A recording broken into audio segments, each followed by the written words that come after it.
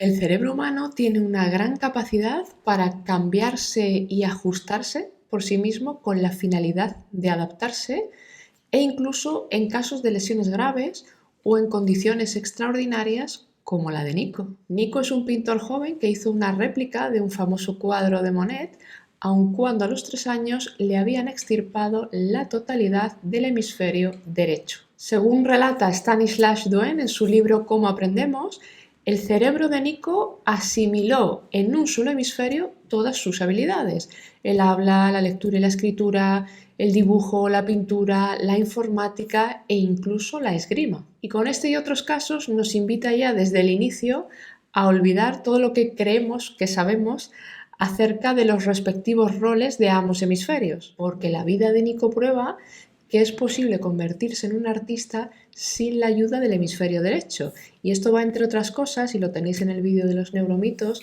por aquel neuromito de no, el cerebro derecho es el creativo y el cerebro izquierdo o el hemisferio izquierdo es el analítico y el de la lógica, etc. ¿Qué es aprender? ¿Cómo o cuándo sabemos que hemos aprendido algo? ¿Y qué necesitamos cognitivamente hablando para aprender? Vamos a ver algunas cosas que nos cuentan en este libro.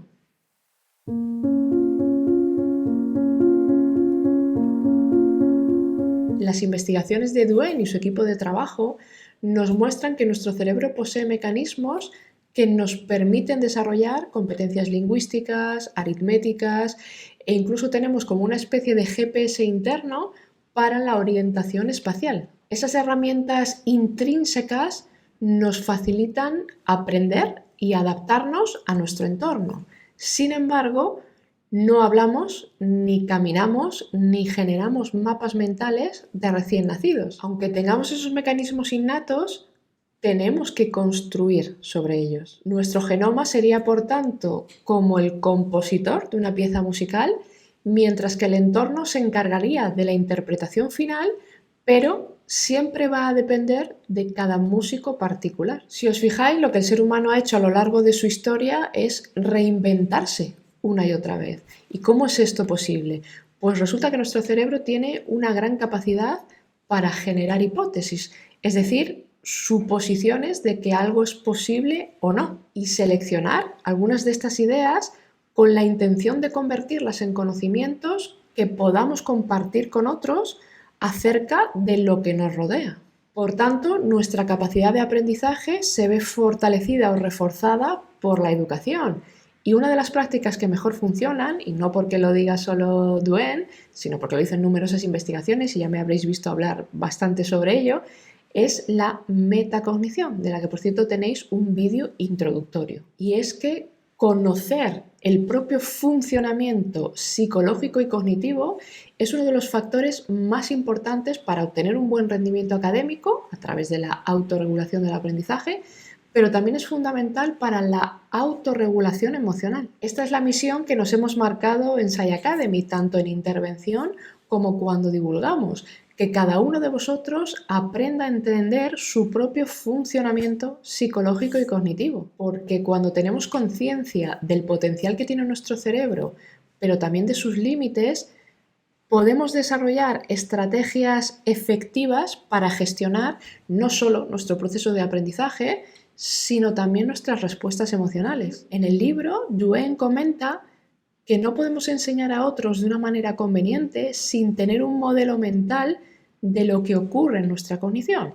Es decir, desde las etapas del neurodesarrollo hasta qué factores inciden en el sentido de apoyar o facilitar las distintas habilidades, cómo vamos refinando los diferentes procesos cognitivos, etc., sabiendo que tanto ese genoma como nuestro entorno van a influir en la fuerza y en la velocidad del aprendizaje. Y habla de 4 pilares: la atención, la curiosidad, entendida como compromiso activo, la detección y corrección de errores y la consolidación de la información. ¿Por qué estos son fundamentales? Porque estas 4 habilidades están en todos los cerebros humanos. Es decir, que todos tenemos los mismos algoritmos de aprendizaje. Por tanto, voy a remarcar aquí una cosa que creo que puede servir para aquellos que temen enfrentarse a las dificultades de aprendizaje. Pensad que los procedimientos o métodos mediante los cuales procesamos la información y adquirimos conocimientos son iguales para todos.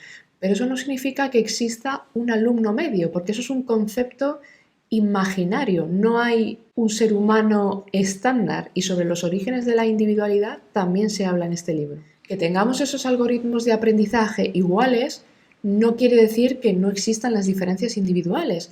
Por eso habla de los pliegues de la corteza cerebral, que son casi como huellas dactilares, y del conectoma, que es como un mapa detallado de todas las conexiones entre neuronas en el sistema nervioso. En los seres humanos, la fuerza y la densidad de las conexiones de larga distancia e incluso sus trayectorias exactas varían de persona a persona, y por eso cada conectoma es único. Esas conexiones son esenciales para que podamos entender cómo funciona el cerebro y cómo procesa la información. Con lo cual, para los niños y adolescentes que tienen dificultades, tienes que aplicar exactamente lo mismo que para el resto. La diferencia, y lo señalan en este libro y en consulta también se ve, es que tienes que dirigirles una atención más intensa, tienes que tener una paciencia reforzada, vas a tener que transmitirles la información de una manera más estructurada, más organizada y detallada, y vas a tener que tener una actitud más tolerante y más comprensiva ante los errores, aunado al conocimiento necesario que decíamos antes sobre cómo funciona la cognición. En eso es necesario que te formes.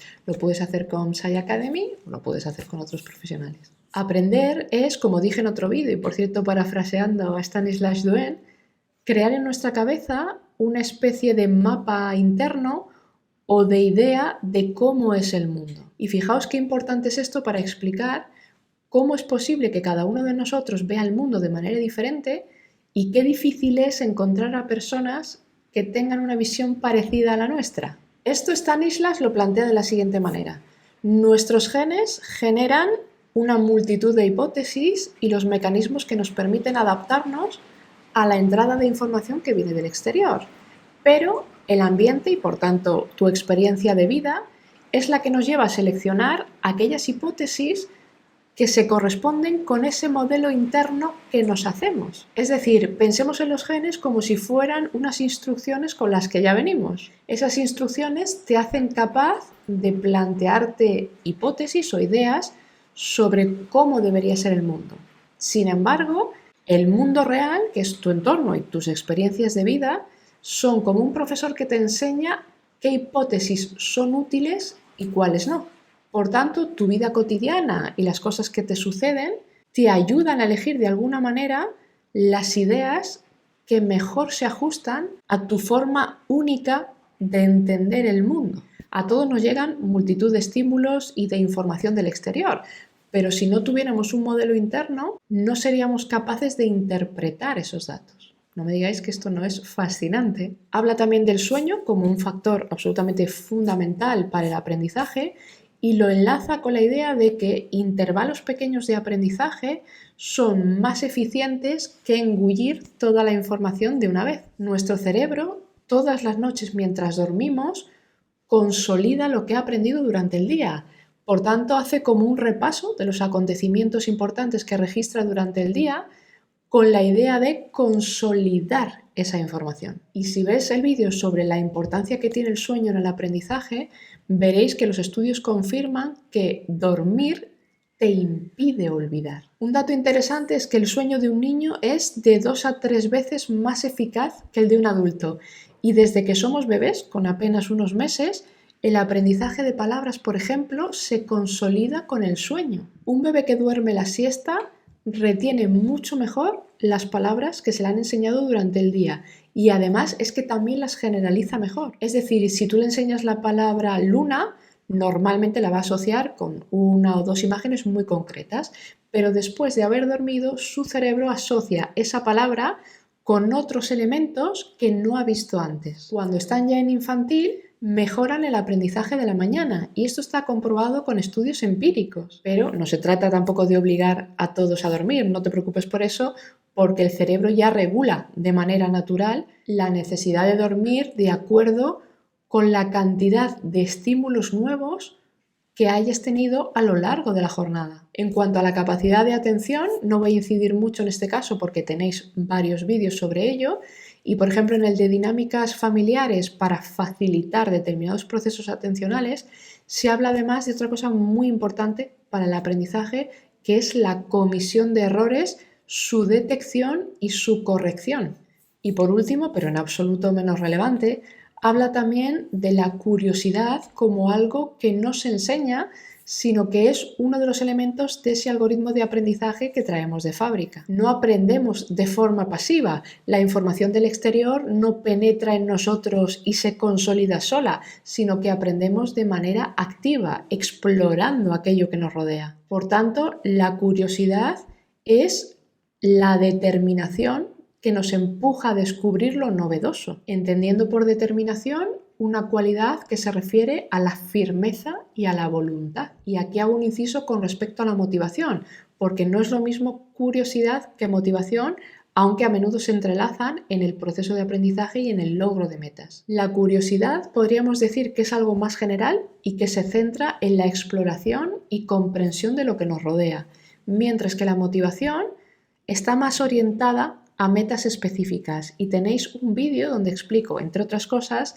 los 3 pasos fundamentales para conseguir mantener una motivación y alcanzar tus metas. Y el punto clave sobre la curiosidad es que las investigaciones nos muestran que en el cerebro humano el descubrir información desconocida y por tanto exponernos a lo novedoso conlleva su propio incentivo porque activa el circuito de recompensa. Y no confundir el hecho de que el cerebro busque descubrir lo novedoso con las llamadas pedagogías del descubrimiento, sobre lo que tenéis otro vídeo y en lo que habla también Duane en este libro. Y hace hincapié en que han fracasado una y otra vez en lo que respecta a los aprendizajes académicos básicos, excepto aquellas que proponen una estructura y una guía por parte del docente. Así que nada, a leer estas 300 páginas de conocimiento sobre cómo aprendemos los seres humanos y si te interesa el libro, cómpralo. En la descripción te dejo el enlace directo por si quieres contribuir con el programa de afiliados del canal y os muestro ahora el índice reelaborado para que tengáis más información y determinéis